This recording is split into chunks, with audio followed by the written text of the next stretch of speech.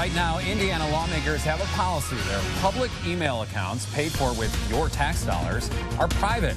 That means what they're writing to each other, to lobbyists trying to influence them, and to special interest groups is kept out of sight.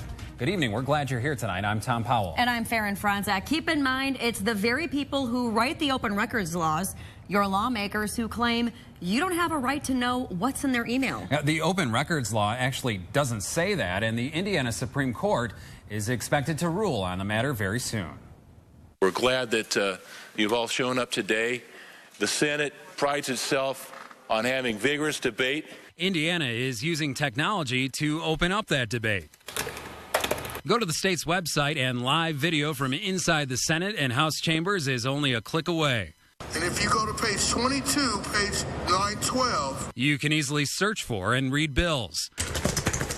What you can't read is any of the lawmaker communication about those bills, communication that could be from lobbyists and special interest groups.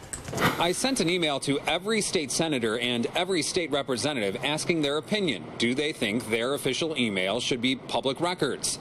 I got a personal response from one, but she backed out when it came time for an interview. The rest of my requests resulted in one canned automated response after another.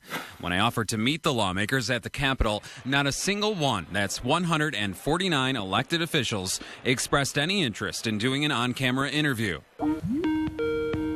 Adam Marshall, an advocate for transparency, Skyped with us from Washington. It really is important because the bedrock of American democracy is representative government.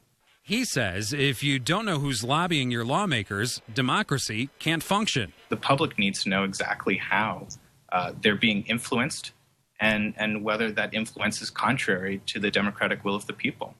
In different states, there are different rules of the road, per se, when it comes to this. According to an open government guide, in Illinois, there are significant hurdles to see lawmakers' emails.